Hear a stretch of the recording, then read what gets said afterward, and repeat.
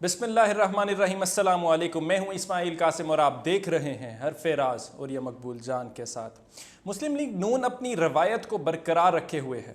अदलिया मुखालिफ मुहिम एक बार फिर से उसका आगाज़ हो चुका है और जी भर कर तनकीद का वो निशाना बना रहे हैं हमारे मुअज़्ज़ज़ जज साहिबान को।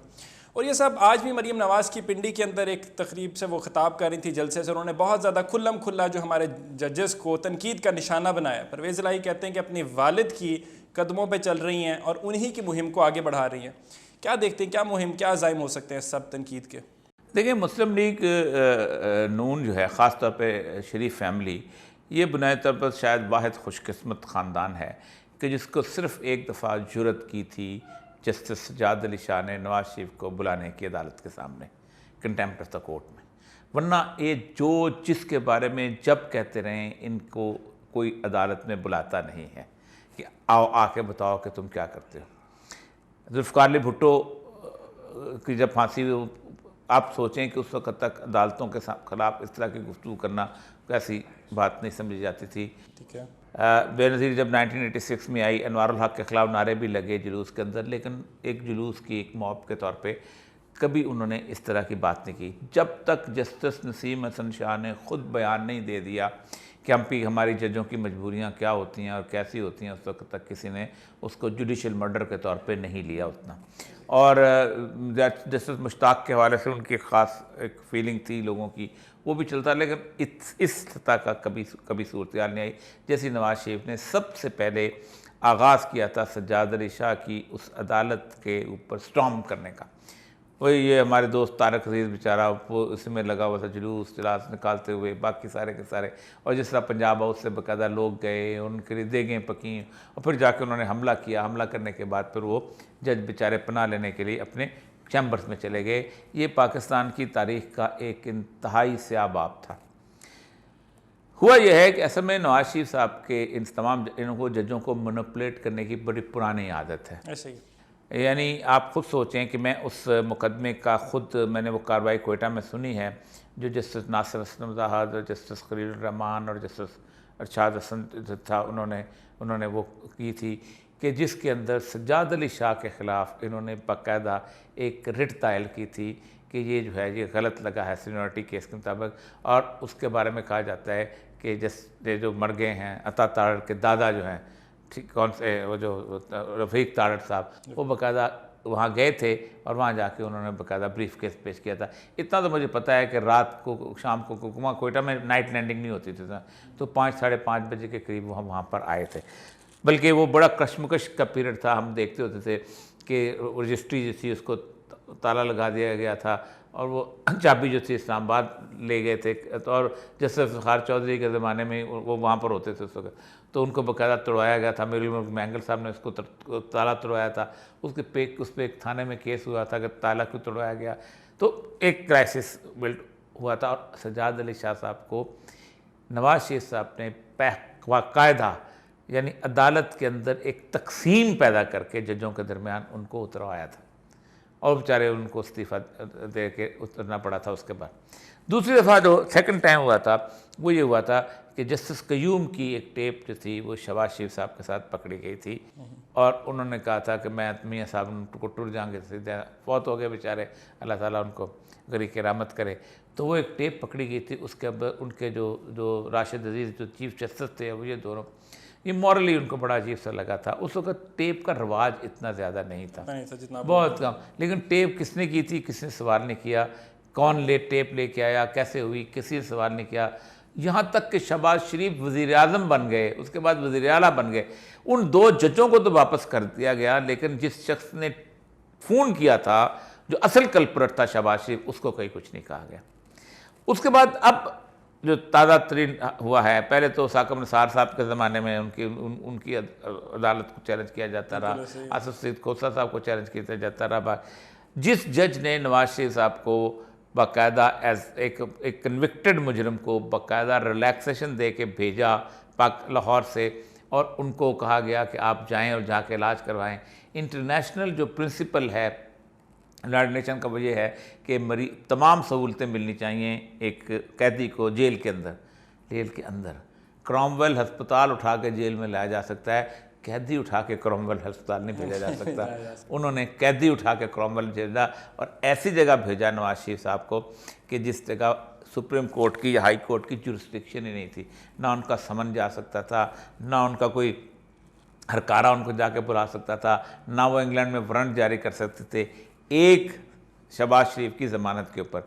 और शहबाज शरीफ की ज़मानत का हालत ये है कि वो आके सिर्फ ये कह दे कि मैं अपने भाई को वहाँ कहता हूँ, पकड़ के लाने की कोशिश करता हूँ क्योंकि मैं जामन हूँ, और वो कहता है कि मुझे किडनैप करना चाहता है तो मुझ पर किडनैपिंग का केस होता है इसलिए मैं नहीं ला सकता हूँ। तो वो उस जज को कोई कुछ नहीं कहता क्योंकि उन्होंने उसको रिलीफ दिया था। जिस जज ने हमजा शहबाज को घर के तहखाने में बैठे हुए बग़ैर पेशी के उसको उन्होंने कहा कि अगर आपको हम बेल देते हैं, आप पेश हों या ना हों, उसको कोई कुछ नहीं कहता। जिस जज ने नाज़म जोखियों को बाहर बैठे हुए प्रोटेक्टेड बेल दी कि आप तशरीफ़ ले आएँ, हम आपको कुछ नहीं कहेंगे, उसको कोई कुछ नहीं कहता। जिस जज ने इसहाक डार को लंदन में बैठे हुए बग़ैर पेशी किए हुए यहाँ पे ज़मानत दी, उसको कोई कुछ नहीं कह सकता। जिसने सलमान शहबाज को राहदारी दी यहाँ पर बैठ के लंदन में बैठे हुए, यहाँ कहा कि हम आपको अलाउ करते हैं, उसको कोई कुछ नहीं कहता।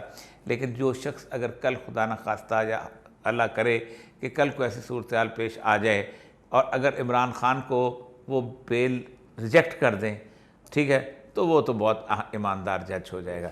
लेकिन अगर इमरान ख़ान को की बेल जो है वो मंजूर कर दी जाए तो ना हमजा शहबाज किसी को याद आएगा, ना सलमान शहबाज याद आएगा, ना इसहाक डार याद आएगा। तो पाकिस्तान के अंदर शरीफ ख़ानदान जो है ये इसकी एक रिवायत रही है। अच्छा, आज भी उनकी ख्वाहिश है कि और कुछ हो ना हो, कम अज़ कम मज़ाहिर अली नकवी जो है उसकी अदालत के अंदर हम जुलूस लेके घुस जाएँ। क्यों घुस जाएँ? क्यों? उसका जुर्म क्या है? उसका जुर्म यह है कि उसने कहा है कि आइन के तहत जो है इस वक्त आप आइन इलेक्शन करवाओ, और उसने उसको सुप्रीम कोर्ट के सुओ मोटो जुरिस्डिक्शन के अंदर भेज दिया।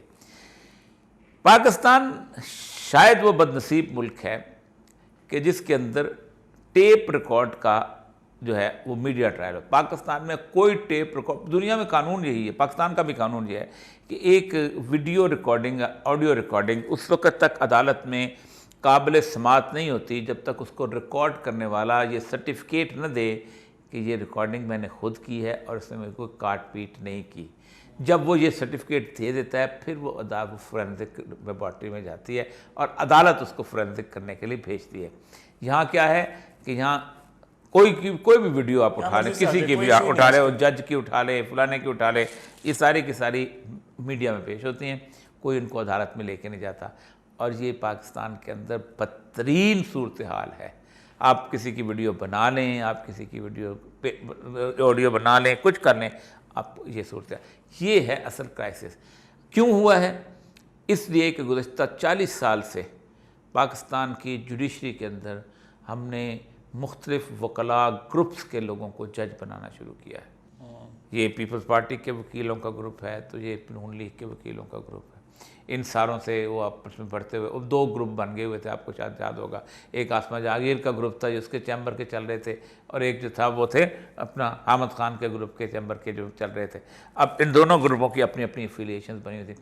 तहरीक इंसाफ का अभी तक ज़ाहिर को उस तरह को ग्रुप बना नहीं कि उसके को बनती, शायद उसके भी होते तो उसके भी आज हो जाते। इससे हुआ यह है कि जज जो है वो पाकिस्तान के अंदर वाहिद एक प्रोडक्ट रह गया है कि जिसने 1950s के अंदर जस्टिस मुनीर ने जो फैसला दिया था उसने पाकिस्तान की पूरी सियासी बसात को तबाही की तरफ भेज दिया था। जब उसने ये कह दिया था कि सक्सेसफुल रेवोल्यूशन इज़ जस्ट फ़ातेह इनकलाब जायज़ होता है, और वो फ़ातेह ही इनकलाब जायज़ होता है, यानी ताकतवर जो है वो है जो अगर जो भी इनकलाब ले आए वो ख़ुद कानून बन जाता है। यानी यजीद अगर आ गया है तो हुसैन की कोई हैसियत नहीं रहती। यजीद का कहा और सुना और बनाया और चलाया वही कानून बन जाता है। वो आज तक चलता चला आ रहा है और उसी के फैसले की बांसुरी सब बजाते हैं। ये हालात जब तक ठीक नहीं होते उस वक्त तक मामला ठीक नहीं हो सकता। बिल्कुल, ऐसे मामला ठीक नहीं होगा। मैं यहाँ पे क्विकली क्वेश्चन पूछना चाहता हूँ कि नैरेटिव के हिसाब से अगर देखा जाए, आम इंतखाबात में तो ये नहीं जाना चाहते, लेकिन नैरेटिव बिल्डिंग के लिहाज से आज भी जिस तरह उन्होंने जलसे से खिताब करते मरीम नवाज़ ने यही किया, अदलिया मुखालिफ नारे लगवाए और सारा कुछ किया, डू यू थिंक कि फेवरेबल होगा नून लीग को वोट बैंक के अंदर कहीं इसको फायदा होगा? नून लीग आप देखें पॉलिटिकल सीन से नून लीग आउट हो चुकी हुई है। उनको पॉलिटिकल उसके पास कुछ नहीं था। कल उसने एक जगह इंटरव्यू दिया एक शख्स को और उसको बोलने नहीं दे रही थी, आप मुझे वक्त नहीं मुझे, उसके पास कुछ नहीं सिवाय उसके पूरे इंटरव्यू के अंदर कम से कम 50 दफ़ा इमरान खान आया। बिल्कुल ऐसे आज की जलसे में भी ये है, कुछ नहीं है। वो बेसिकली मैं एक बुनियादी तौर पर नफ्सियात दान हूँ। मैं नफ्सियात दान में जो मरीम नवाज़ की शख्सियत है, एक साइकोपैथ शख्सियत है, एक एंटी सोशल शख्सियत है। उसके अंदर एक रिवेंज है।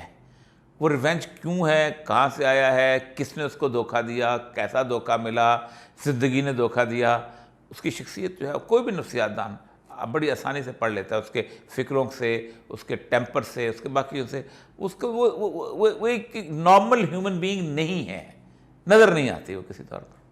ठीक है, good enough, make sense. Normal human being नज़र नहीं आती हैं मरियम नवाज़, ऐसा कहना है उरिया मकबूल जान साहब का।